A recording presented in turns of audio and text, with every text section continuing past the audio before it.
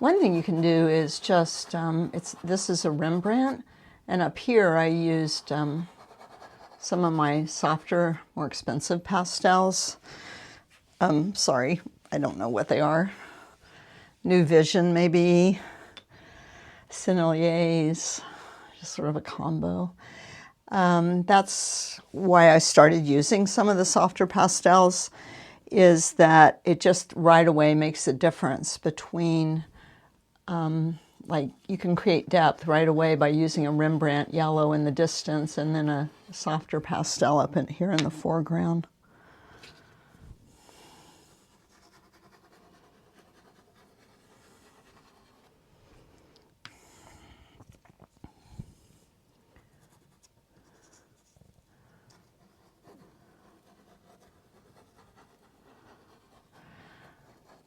I used to really love Winsor Newton pastels, and then they quit making them for a while, and now they're back, but I am sorry to say I don't think they're as good. I don't know what's the point of making something not as good, but it seems to be the choice they made. They're dusty. That's always a bad sign if your pastels are dusty. I mean, they're all dusty, but if they're really dusty, it just means that, I don't know, they've got more filler and not as much pigment. All right, and I think there's maybe some pink ones back there. I could put in a tiny little rows of pink in there.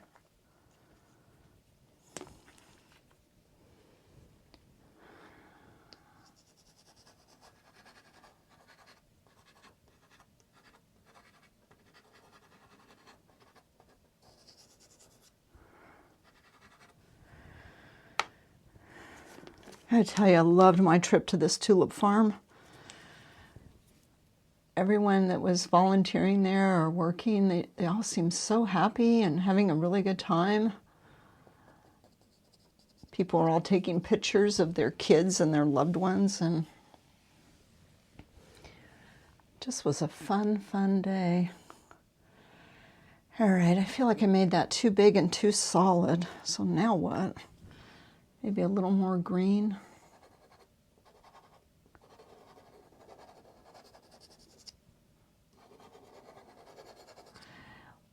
One thing I like about pastels, it's a funny thing to like, but I like that you can't work on it forever. You know, in oil painting, there's just no end to the torture you can inflict on yourself with an oil painting.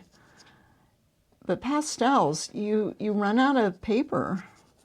The paper just won't take anymore. So that's it. And one of the jokes, I guess, my teacher used to make was that it takes two people to paint a picture, one to paint it and one to tell them when to quit. And in pastels, a lot of times it's the paper that tells you that you're done, that you've sprayed it as much as you can, you've you've worked over it as much as you can, and now you're just done. And it's time to move on.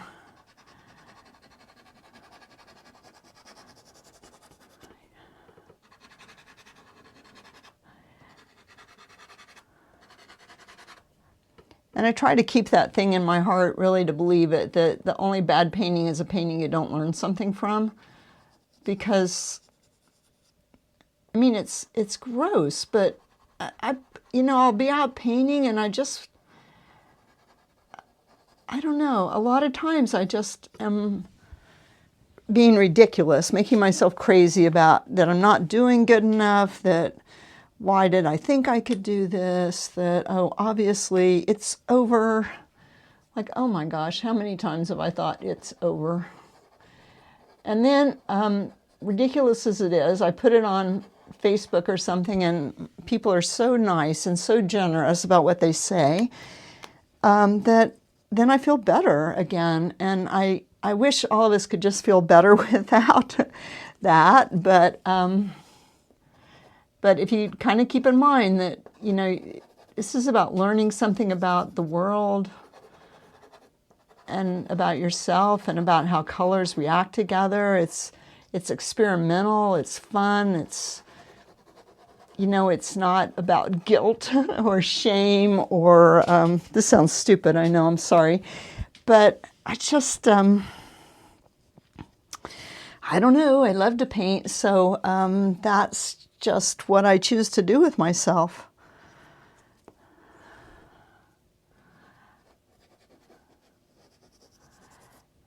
That and this idea that I had this summer about how I should spend more of my time doing what I don't know how to do and less time doing what I feel comfortable with.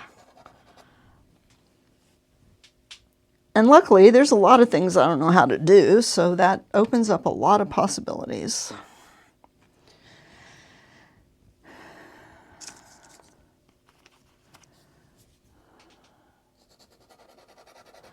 So I'm thinking about, you know, making more contrast as I come forward, a little more, more value contrast, brighter colors. You know, I'm pretty worried about that, but I think I'm going to try to make a decision about that in a minute. See what else happens here, as these could be yellower, and these, I guess, are whites. So I'll try that. Maybe I'll start with a little light blue in here. Not every row was blooming to the same degree at the farm.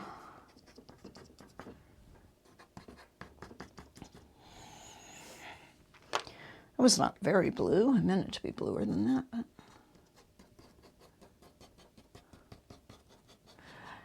Also, I just wonder, you know, the kind of things we're happy to accept from in someone else's painting that we're like, wow, wow, wow. Like, I wish we could just look at our paintings, or my own paintings. I wish we could each look at our own paintings more with that, the way we look at other people's paintings. Other people's paintings that are good, I mean, not. A lot of times I have to admit I'm just looking at people's work trying to learn something, and usually that means being kind of nasty and critical.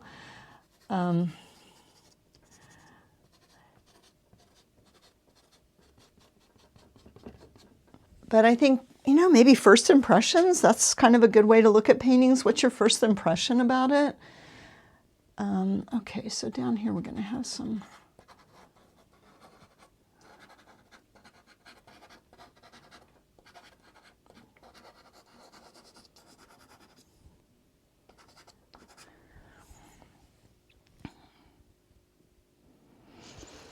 All right, so somehow I've got to have some light on these things, even though they are so dark, and honestly I can't really see any light on them.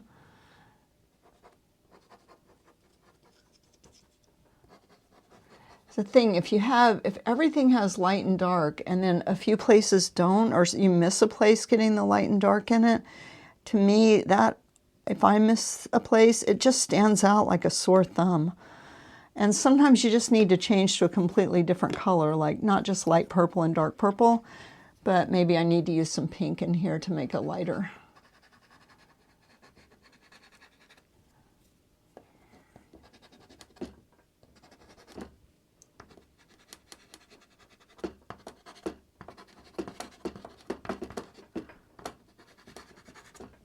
Something like that. All right, and I kind of skipped this row. Don't know why. And I didn't get...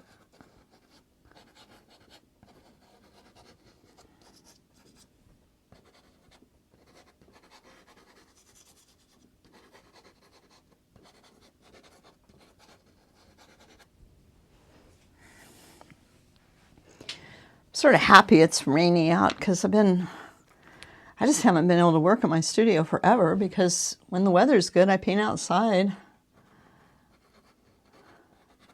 So it's nice to finally come back and work on this painting.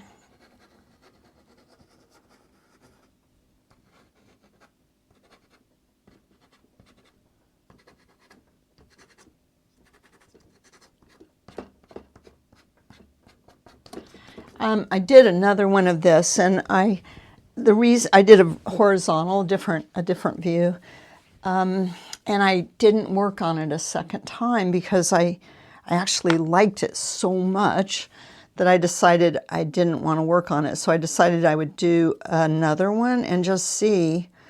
And my guess is that I'm going to come back and work on that first one again, because it's hard for me to leave things so unfinished, even though I would like to be. I would like that, I think, but I just, when I look at them, I just think, ugh, and then I can't. I don't really enjoy thinking, ugh. So,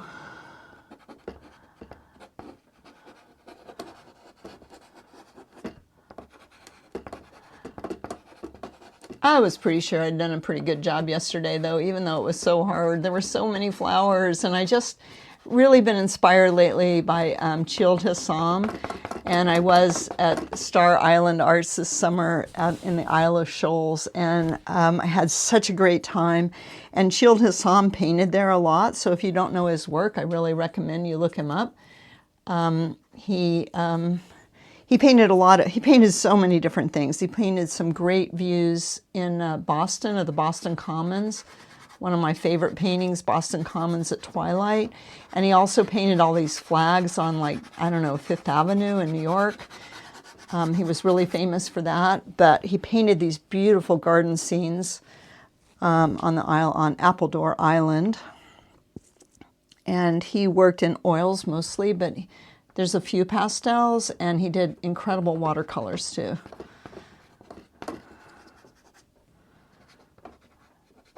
So I bought a couple of books about him after I was on Star Island, which is right next door to Appledore. And I've just been really enjoying looking at his paintings and how he did these just gardens that were just masses of flowers. He was really good at suggesting what kind of flowers they were, too. All right, I feel like I don't have a red, which is not an uncommon feeling. The reds are either too orange or too pink. There's not just a straight up red.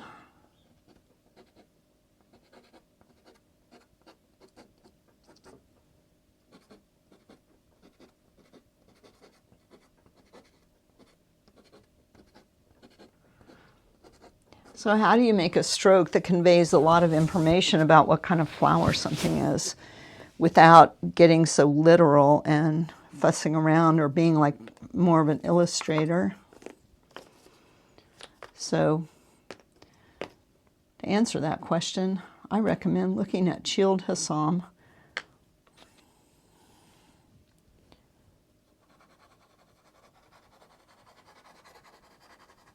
I don't know what I'm doing with this color, seriously. All right, I gotta do something about that row.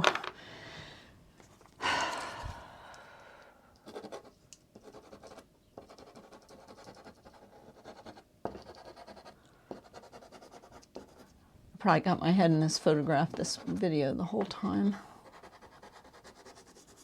It's a little harder, actually, for me to film a vertical picture because I'm right here by the camera lens, so I'm going to try to make an effort to stay out of the way. So I just wanted a few of these to be maybe a little more, and come down with the dark behind them a little bit.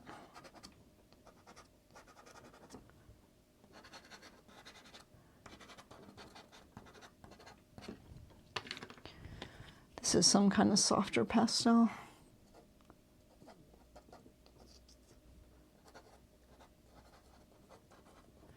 So not only is this going away in this direction, it's going away from me in this direction. So I hadn't thought of it, honestly, till just now, but I realize I'm making a little more detail on this end of the rows because they're closer to me. Little brighter colors and a few individual flowers. Another way you can do that is just by pressing down a little harder on occasion than I did all the time, and that kind of creates a sense of individual flowers without making them as individual as here. All right, so in my photograph there is literally one pink tulip blooming, And I decided that I was going to make that row pink tulips, so pinky orange. So they need to be taller though.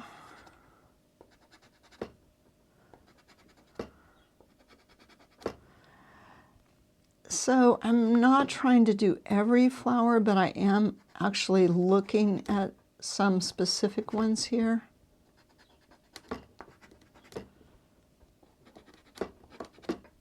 I don't know why I let these get so short. That was bad.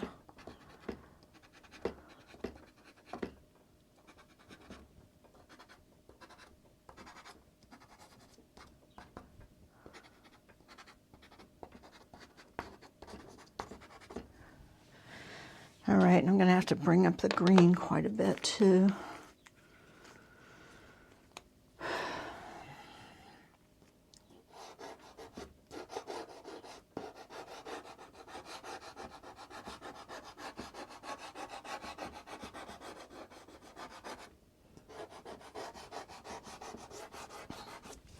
This thing about flower painting, like Childe Hassam also painted bouquets of flowers indoors.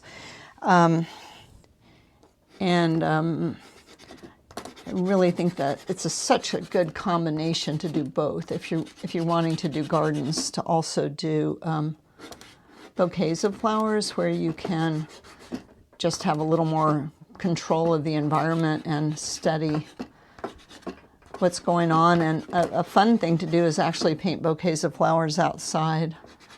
You just need to be sure if it's going to take you more than one day, when you're drawing a bouquet outside, your time starts when you start your color. So, you know, you might know that you want your light to start at 10 a.m. So then you would maybe start on your drawing at 9 and be ready to start painting at 10. And then the next day you come back out at 10 to work on it again if you have to work on it more than once. Any kind of still life in general is a good plan. It helps you be better at painting landscape, just because still life, the objects are easier than what's out here in the world.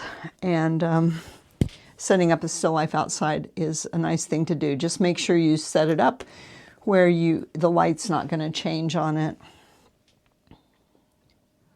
It's not going to end up in shadow before you're done.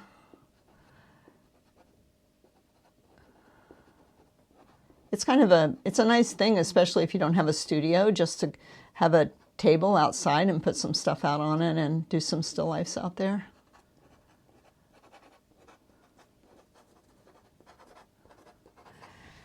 It's very hard for me now to come back in and even feel like happy about painting from a still life. I mean, from a photograph indoors after being outside so much.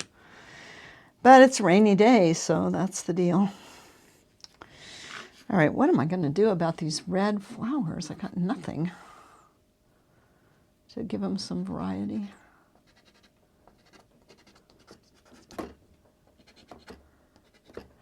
So even like in the photograph, I can't see any variety in the red. I mean, it's tiny.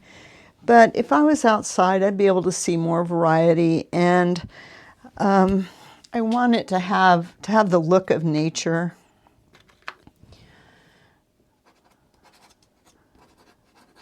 And nature is not boring.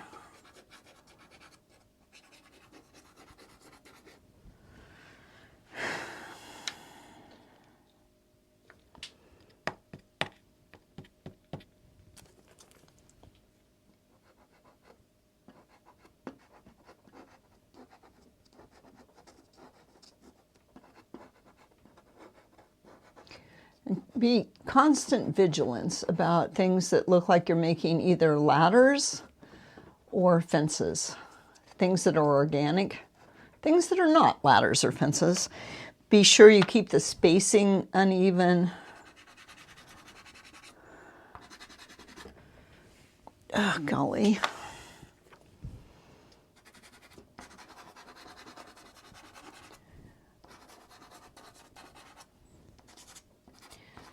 I've always kind of hated this middle ground where you have to you want to put in more detail, but not too much.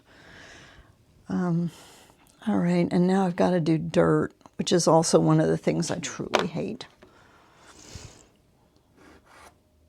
And I'm going to just keep my path extremely horizontal. Horizontal compared to the edge of my paper.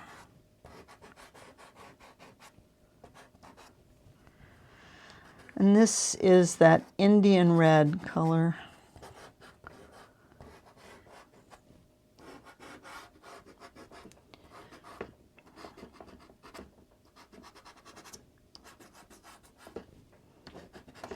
And keeping my strokes really horizontal helps to make that feel like it's a flat plane. I have to see about adding a little purple. Whoops, that's so bright. How come I can never find the right value purple?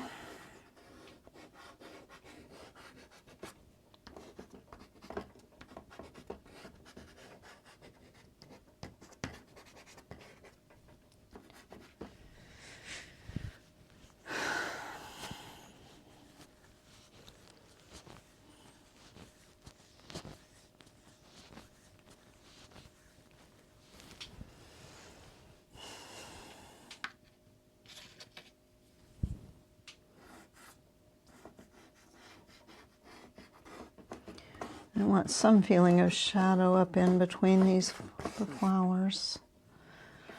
This is evidently a brown.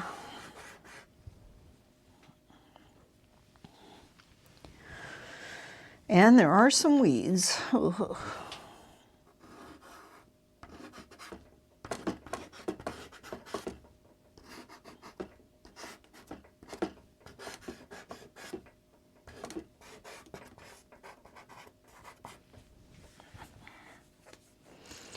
All right, now as I'm looking at this more, I see that really the flowers do not stand out so much. So high above the greens come up around them a little more. So.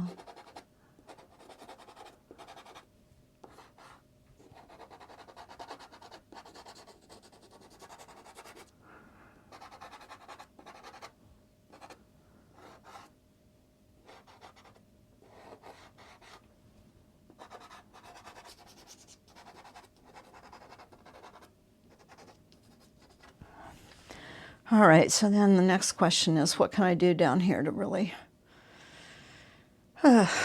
make this, like, I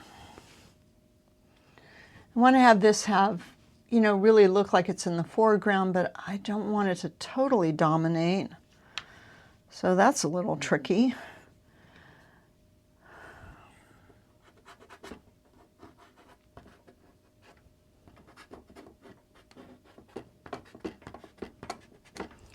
So I'm just using the background to make some of these stand out a little more.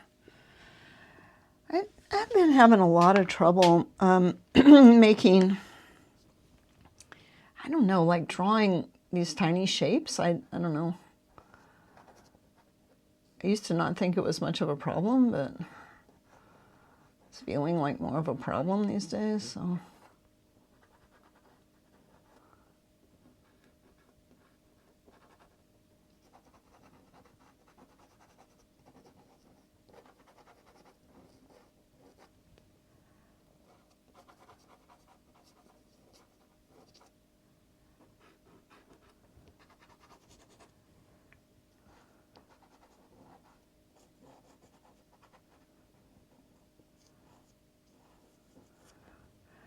But you can always just name it Tulip Farm.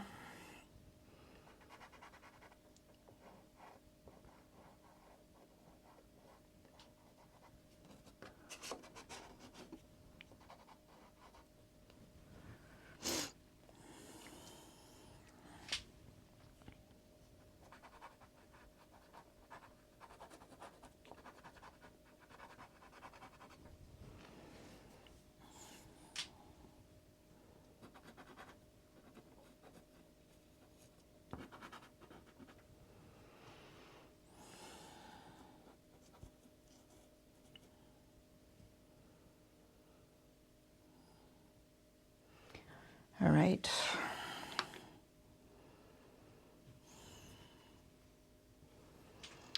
have sort of been playing around with some pastel pencils lately, but not really loving them.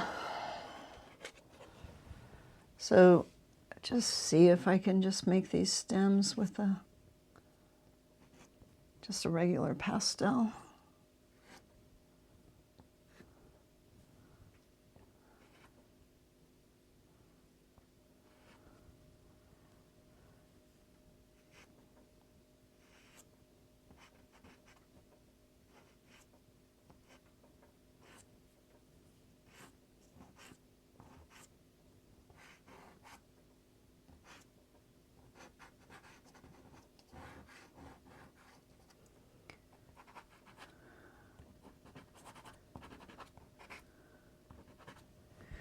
So the question always is how little do you have to do to tell the story?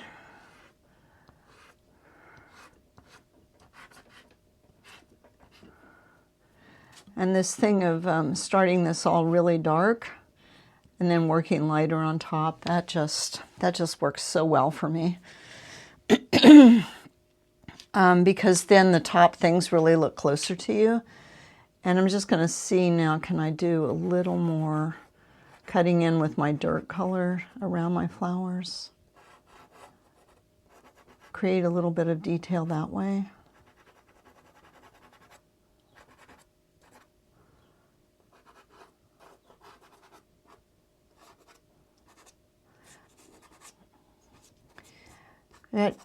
I have really noticed lately when I'm looking at people's paintings, and you know, a lot of different venues, not just my students, but in art shows here in Rhode Island and stuff. I don't really love a painting that kind of explains too much. I don't like a painting where everything is so spelled out for me that I don't really feel like there's anything left for me to add to the painting. I want to look at paintings that I feel like I'm seeing things in a way I wouldn't have seen them otherwise. And also, in a weird way, I'm contributing something to it. So I think maybe that's what it means to be engaged by a painting, is that you feel like not everything is spelled out and there's room for your personality and your inner vision or your thoughts and ideas and hopes to be part of that painting, or is that just silly? So anyway, I don't want to spell it out totally. I want to leave room for people to be able to enter the painting and create their own reality there. Silly. Possibly.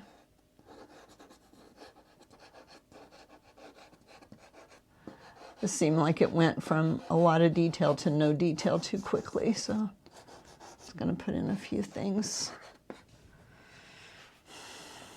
These look such a blue-green. I'm not doing too well finding exactly what I want in here.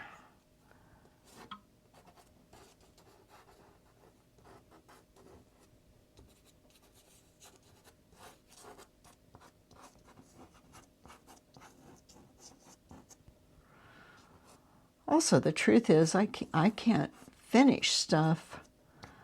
Just not seem to be capable of finishing things like to the extent that people's imaginations can finish them. So if I leave more room for my viewer, then I think my work looks better because I think their imaginations will fill in better than I can.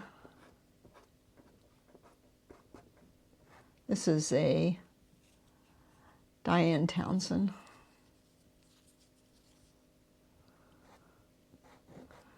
I admire these people that make pastels. It's like I never felt like I had time.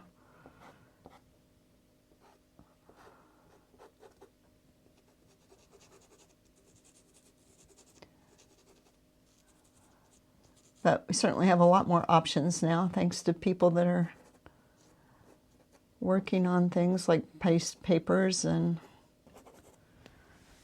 and pastels.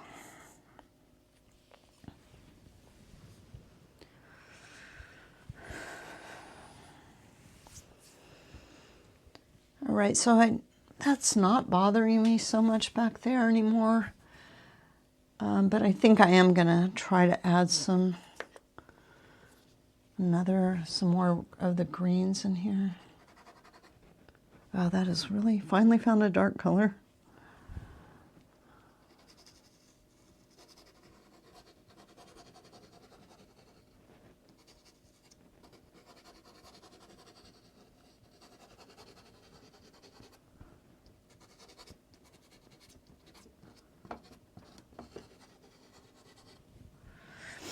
So I just try everything that crosses my mind. Like I think, oh, I need to do something back there. And so then I try it and I'm not feeling all that happy about what just happened. So when I start to get to this point where I feel like I'm adding things that are not like working, and where I have to go back and like fix stuff, that's usually when I decide I'm about ready to quit.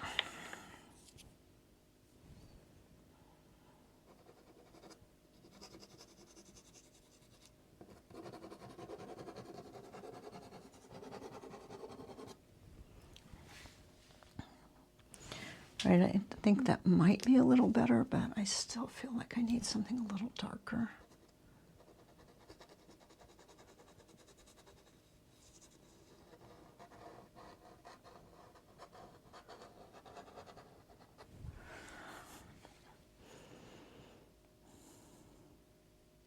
Oh, yeah, and you know what, I always think buildings look very weird if they don't have any windows, so I'm going to put some windows in, even though that seems like a trivial little detail.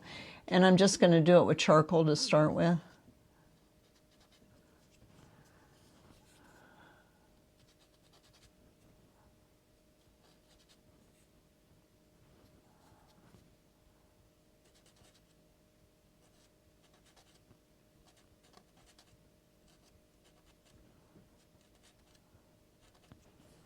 Because if you mess them up with charcoal, that's not so bad. It's easy enough to come over it. But if you use something like a black pastel or a dark blue pastel, you could do some damage that you could not fix very well. Yeah, and this is not quite right here.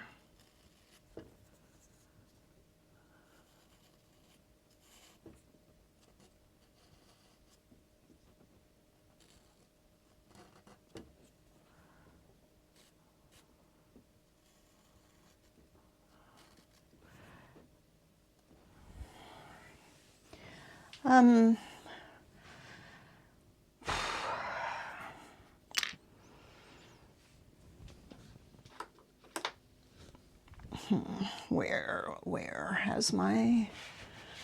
All right, sorry, I'm gonna have to get in the picture here. Oh, I've lost my white charcoal pencil.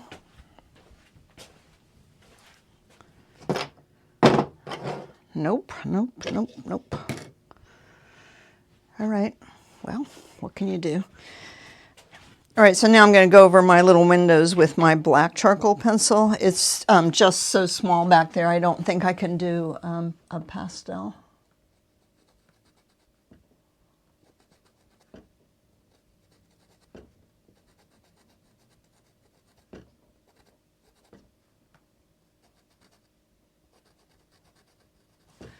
And oh, here's my white one. Good, thank goodness, okay.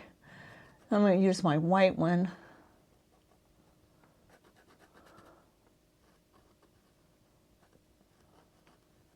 So a lot of times what I'll do is I'll put the windows in, but then I come back around them with the background color.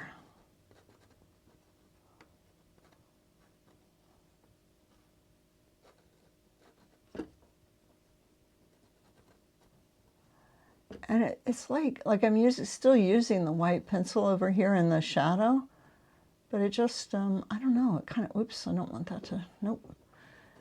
Kind of doing it really lightly, it kind of just, it it doesn't seem to matter so much that it's not exactly the right color pencil.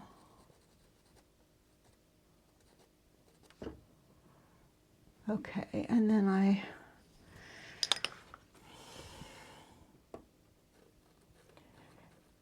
if I notice a mistake in the drawing or whatever, I try to correct it. I don't know if, you know, if it's the kind of thing that will bug people, even if they don't know why they're bugged by it. So I don't want people to have to look at my painting and say, what the heck is going on right there? I would just try things that need to be explained. I just try to explain them.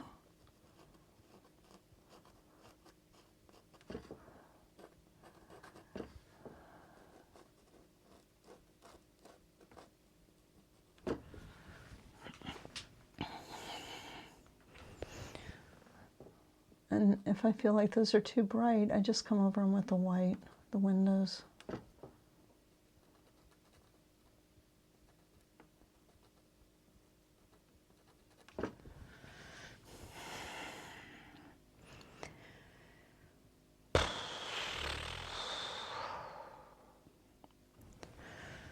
And I guess the barn has some windows too.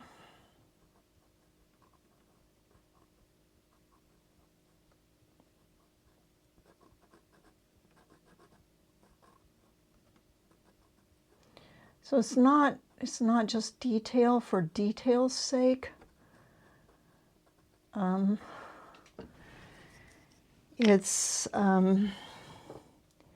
like if I don't put in the windows, it just might be kind of disconcerting to the viewer why these were just flat walls. And putting in the windows helps to bring your eye back. So I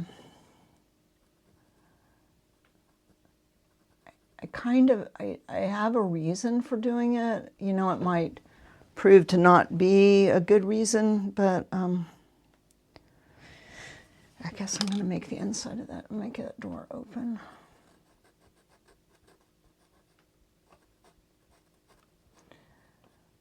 Honestly, a lot of times I don't really know why I'm doing things. I just, I mean, some of it's instinct, I think now, and some of it's luck, and some of it's experience.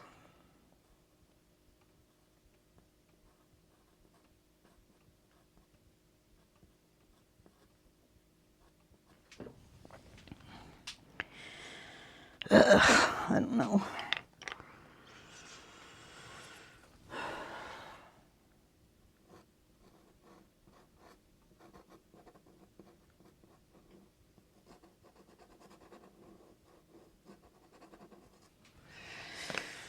I guess I need a...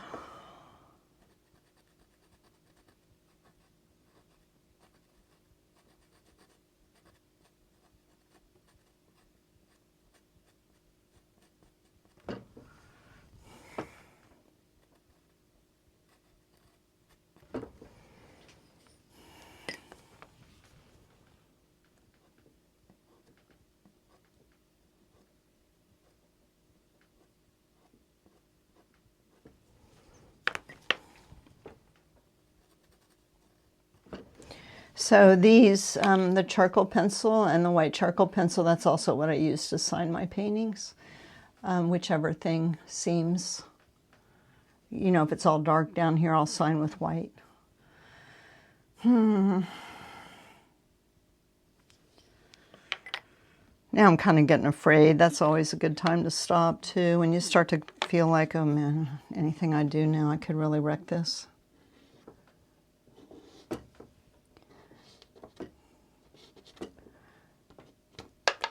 Oh, shoot.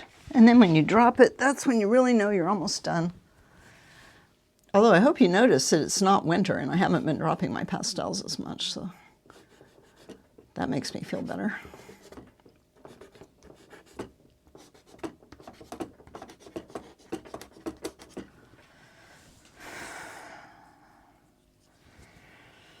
Okay, well, I like that, but what I don't like is there's too many of them the same color.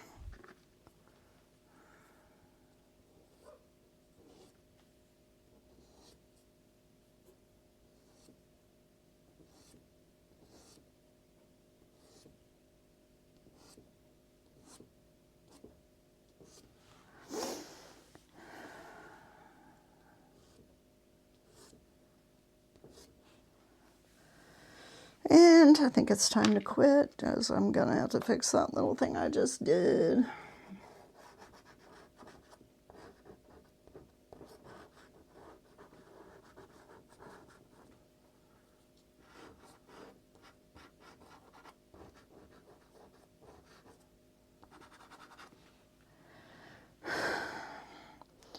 All right, well, thank you very much for watching. I hope you got something out of it, and if you have any questions or comments, please put them down below, and I'll try to remember to look